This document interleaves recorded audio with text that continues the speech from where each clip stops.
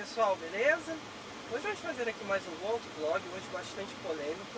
Eu sei que muita gente vai me xingar por causa desse vídeo, mas eu tenho a minha opinião e a minha opinião mudou conforme os anos, tá? E eu acho que vai ser bastante interessante para quem está querendo um carro desses não quebrar a cara com eles. Antes de mais nada, se você ainda não é inscrito no canal, por favor se inscreva. E toda semana a gente sempre tenta trazer um vídeo novo aqui pro canal.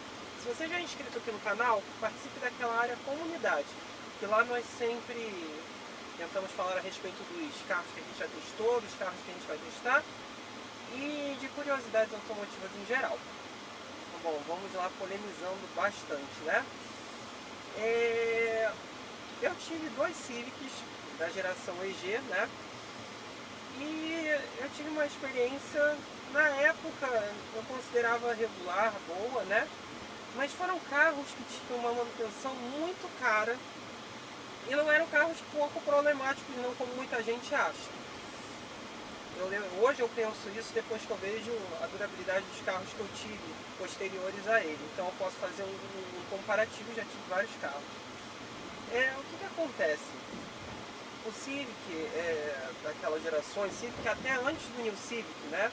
Até 2006, eram carros com motores relativamente fracos quando você compara com a categoria, a exceção dos modelos que tinham a inserção do VTEC, porque o VTEC ele só era disponível na versão de topo de linha. O VTEC é o comando de válvulas variável eletrônico da Honda, tá? Para quem não sabe. E era o que fazia o motor passar a ter graça. O motor sem aquilo dali era uma tragédia. O desempenho era muito ruim, principalmente nas versões com transmissão automática, como os que eu tive. Não são carros de extrema economia, como muita gente acha, porque muita gente associa você ter uma cilindrada baixa, né, a um carro que vai beber pouco, e não era o que acontecia, porque eram carros pesados, então você precisava forçar o motor para que você conseguisse ter um determinado desempenho, né? Você conseguisse desenvolver velocidade com o carro. E carros que hoje são muito difíceis de você manter por N motivos. A começar, porque você não encontra uma mecânica especializada. É difícil, tá? Porque a Honda ela foi mudando o motor toda vez que mudava a geração. Então, por exemplo, esse EG que eu tive, os EGs que eu tive, usavam um motor 1.5 como o primeiro que eu tive e 1.6. Esse 1.6 ele continuou na geração seguinte, que foi de 96 a 2000. Só que o 2000 foi tipo como fizeram com o motor e-torque. Quem não sabe, o motor e-torque ele teve a cilindrada dele aumentada aqui no Brasil, né? Para 1,75, porque ele só era 1.6 originalmente. Então, o que aconteceu? Ele foi aumentado para 1.7, a base do motor ainda era a mesma. E cada geração ia ganhando uma nova mecânica, até que enfim, em 2006 chegou a nova geração chamada New Civic, que é aquele Civic todo espacial como a gente conhece, que é o Civic legal, e ele padronizou o motor, porque o 1.8 ele já está sendo usado aí há 13 anos, né? Hoje não mais no Civic, ele está sendo usado, por exemplo, no HR-V, mas o 2.0 deriva do 1.8 e o 2.0 já está em linha desde 2012, então deu muito certo e é um motor infinitamente melhor. Duas coisas muito melhores, transmissão e motor, não por conta da cilindrada, mas porque foi um motor melhor desenvolvido, né, em termos técnicos, né, de usabilidade. Então o que acontece? A primeira coisa, quando se você for meio burro comprar um carro desse, fazer essa besteira, tudo bem que você pode gostar do carro e querer muito ter esse carro. Nenhum Civic daquela geração, de 92 até 2006, no seu trabalho normal, ele jamais pode passar de 1/4 da temperatura aqui no painel. Se ele passar de 1/4, você já sabe que o carro está com problema, tá? Você já tem a certeza. E são carros que dão muito problema nessa parte do sistema de arrefecimento. Por quê? Eles superaquecem muito. As linhas, né, que refrigera o motor, né, por dentro do bloco, do cabeçote deles, eram muito finas. Se eles recebessem a manutenção adequada conforme os anos, isso não seria um grande problema. Porque mantendo-se tudo com os líquidos de arrefecimento que são vendidos, o motor ia durar muito tempo. Mas o que aconteceu? Com os anos o carro foi deixando de ser cuidado em autorizado, passou a oficinas que não tinham o devido conhecimento para lidar com o carro. Vamos voltar ao Brasil do final da década de 90 e até mesmo nos dias de hoje, que a maioria dos mecânicos eles não sabem lidar com uma mecânica que saia do trivial. E aquele carro era totalmente fora do trivial, tanto por ser 4 válvulas por cilindro, quanto por questões de cilindrada. Então o VTEC era uma coisa de outro mundo, né? Hoje já nem tanto. Mas o que se deixa, gente dos céus? Nossa, mãe, cidade só fazendo merda. Mas enfim, então eram muito subdimensionados para o nosso padrão brasileiro, não era subdimensionado para o exterior, e sim para o Brasil. E também, aí como eu estava falando para vocês imaginem, o carro sai da autorizada, sai do atendimento de um mecânico que presta e começa a ser trabalhado por mecânicos que não têm o mínimo conhecimento. A pessoa deixa de usar o líquido de arrefecimento no motor, né, passa a usar água. Aquilo começa a gerar ferrugem tanto no radiador quanto dentro do bloco e entope, entendeu? Então era muito não, até hoje é muito comum você ver esses cílicos fervendo e estourando o motor, né? Você perde o motor simplesmente, por conta do superaquecimento.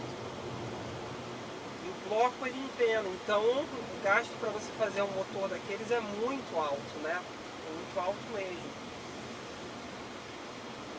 E outro detalhe que muita gente não se toca, o carro ele pode ter perdido o valor de mercado dele, né? Mas o valor da manutenção se mantém. Esses Civics daqui que eu falo que eles são legaisinhos mecanicamente, né? Antes deles é só tragédia. Então é uma coisa complicada. Aí a pessoa compra esses carros pensando, eu vou ter um carro que nunca vai me dar problema, né? Um carro que ele é referência em durabilidade, confiabilidade. Quando ela pega o carro começa a ter problemas, primeiro que ela já entra no sofrimento de não achar um mecânico que saiba lidar com aquele tipo de motor, né? De mecânica, em geral. Então já começa por aí. Aí quando acha, o cara quer cobrar um absurdo. Depois cai no problema da falta de peças. Porque carro importado velho é um negócio complicado. Nem apenas os importados, os brasileiros mesmo, porque não teve uma reposição conforme os anos foram se passando, né? Das peças deles. Aí vocês me perguntam, qual é o pior desses ciclos? O pior é aquele que vai de 2000 a 2006, 1.7. Primeiro porque foi um motor que ele foi forçado a crescer, ele não foi nascido daquela forma. O motor ele é fraco, tá? Para o peso do carro, imagina 115 cavalos, e a transmissão dele sofria demais. Isso é um problema muito recorrente naqueles Civics de 4 marchas, e muito problemático com o Extra, tá? Que eram transmissões automáticas com sistemas eletrônicos, né? O chamado Rate Logic Control da Honda, que é um sistema que ele identifica quando você está numa subida e segura mais as marchas, né? Ele já era eletrônico. Então isso começava, imagina, depois de 10, 15 anos, a dar problema. A eletrônica é uma coisa muito bonita quando ela é nova e bem cuidada. Agora passando pela mão de um monte de gente que não sabe usar, sem manutenção, vai dar pau. É a certeza que você já tem. Então assim, o Grade Logic começou a dar muito problema. A ponto da transmissão ela travava, tá? Se você tivesse algum tipo de problema mecânico, ele não deixava você engrenar, por exemplo, o drive ou a ré. Ele ficava ou no neutro ou no park. Você não conseguia fazer ele trocar a marcha, mesmo que o motor ainda ligasse. Então, assim, tudo muito complicado numa usabilidade normal, né? Tudo muito complicado. Então vocês reflitam muito bem quando vocês forem comprar um carro desses, a não ser que seja um negócio de coleção, que você vai perguntar, Gustavo, você teria de volta? Eu teria sim um VTI, eu teria sim, só o VTI que eu teria, porque é um carro icônico, né? Vai deixar o VTI é um carro icônico, 160 cavalos, 168 cavalos até, né? Mas fora o VTI não dá. Por exemplo, problemas muito recorrentes daquele suspensão é uma merda, porque não foi preparada para o Brasil. A partir do New Civic tudo foi muito bem dimensionado. Antes do New Civic é uma tragédia. Uma rua como essa daqui num Civic daqueles, nossa, você acabava com a tua bunda e com a tua coluna, cheia de buraco. Porque o carro pulava, tá? Ele transmitia tudo. A única coisa que era muito boa naqueles carros, tanto o sistema de ar-condicionado que gelava demais, né? E também a posição, ó, isso daí é carro, o Accord V6, esse sim, V6, quero. Esse é legal, porque é macio. Esse carro é macio e tem tudo bem dimensionado. Mas aqueles Civics eram horríveis para você andar nesse tipo de asfalto. E convenhamos que a maior parte do nosso asfalto aqui no Brasil é assim, né? Asfalto lunar, né? Cheio de buraco, muito complicado, tá horrível para sair hoje, né? Vocês estão podendo observar que eu tô com dificuldade. Então assim,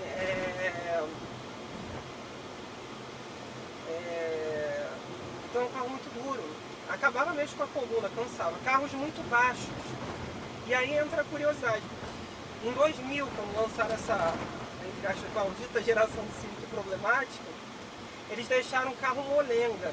O carro ele continuava sendo duro, mas com um rodil, né, de suspensão muito grande, que não havia anteriormente. Então o carro perdeu dotes dinâmicos, ele perdeu dotes dinâmicos e ainda se manteve duro, ou seja, não adiantou de nada. Tentaram até mudar a conformação dos bancos para que os bancos fossem mais macios e você não sentisse tanto a questão da dureza do carro, mas não adiantou. Então, vocês tenham muito cuidado quando compram esses carros, porque são carros problemáticos, são carros com uma mecânica muito elevada em termos de preço, tá? Muito elevada mesmo. Então, a probabilidade de você se frustrar tendo um carro desse, Civic de 92 a 2006, eu falo novamente aqui, é muito grande, tá? Eu tive dois, então eu posso falar isso, entendeu? Eu posso falar isso hoje com toda certeza. Eu até brincava que aquele carro ele só te dava duas alegrias, quando você comprava e quando você vendia. Quando você quer ter um carro, você não tem uma condição muito grande de manter o carro, tenta optar por coisas que são mais novas, mesmo que elas sejam mais simples. Um Civic desse, por exemplo, ele vai estar na faixa de um Clio daqueles que eu estou olhando ali na frente. E te garanto, com a certeza mais absoluta do mundo, que um Clio daqueles vai te dar muito menos problema. É só para eu concentrar aqui na parte da caixa automática, né? Porque a maioria deles é automático. O cárter da caixa é subdimensionado. E como é uma caixa que era muito exigida, você imagina, um motor pequenininho, sem torque, toda hora o carro tinha que trocar marchas, com 4 marchas e longas. Era insuportável, por exemplo, numa subida com 1.5, qualquer um deles sem VTEC, porque ele não aguentava subir na quarta, voltava para a terceira era longa demais, ele voltava para a segunda, ia gritando, na segunda voltava para a terceira, não segurava, na terceira caía de novo e ficava nesse zigue-zague de marchas. Então forçava muito a caixa, mas a caixa é subdimensionada em termos de quantidade de óleo. Tem muito pouco óleo para lidar com a caixa. O New Civic, que já vinha com 5 marchas, passou a ter, além da relação um pouco mais adequada, também um cárter de óleo muito maior. Até mesmo com um radiador de óleo para transmissão automática que não existia anteriormente. Então isso fazia a caixa durar muito mais tempo. E uma caixa daquelas, principalmente dos Civics de 2000 a 2006, para você fazer, você vai gastar de 5 a 6 mil reais, em torno de 1/3 a 1/4 do valor do carro. Não vai bater no Passat não, mas estou olhando ele com os vergalhinhos ali, entendeu? Então é muito caro para você manter e não te traz nenhum retorno. Se eu falar que Astra e Vectra são melhores, muita gente vai ficar reclamando, mas são, porque a mecânica é muito mais simples, o carro é muito mais forte e vai custar a mesma coisa. E o que você vai gastar em manutenção vai ser menos da metade do que num Civic desses. E é só vocês observarem, eu não preciso nem falar muito. Quantos Vectras, quantos Astras, quantos Corollas aqui, entre o concorrente maior desses carros, ainda existem dessas épocas, rodando e no mercado, versus os Civics.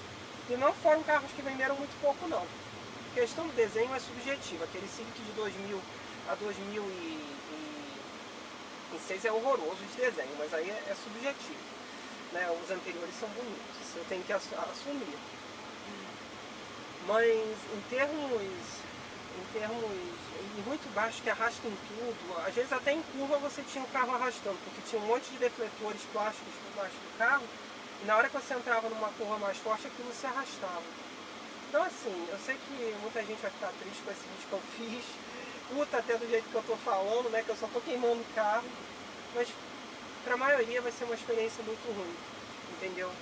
Não é um carro suave, como muita gente fala, e pinta aqui, e borda aqui no YouTube e na internet em geral, né? É algo até muito complicado de você manter, né? E sustentado a fogo no rabo. Limpo. Mas assim, é desse jeito, entenderam, gente? Muito cuidado para vocês não fazerem a besteira e caírem numa bomba que vocês não vão conseguir sustentar. Às vezes o menos, ele é mais, né? Você tem, às vezes, menos recursos no carro, mas você tem uma durabilidade, uma confiabilidade muito maior. E é aquilo, o que o carro não tem não estraga, né? A não ser segurança. Segurança sempre é fundamental. Agora, você deixar de ter algumas coisas, algumas maquiagens, alguns confortos, se você não tem como manter o carro muito bem, você não pode gastar muito com o carro, é melhor, porque você vai ter uma manutenção do carro menor. Então isso é mais adequado, tá bom? Espero que vocês tenham gostado desse vídeo. Não me odeiem por causa desse vídeo. Curtam, compartilhem, se inscrevam no canal. Se vocês têm alguma dúvida, postem embaixo que com o tempo eu vou respondendo. Se vocês querem que eu teste algum carro específico, me informem aí embaixo que com o tempo eu arranjo e falo a respeito das minhas impressões após guiar para vocês. É isso então, pessoal. Valeu!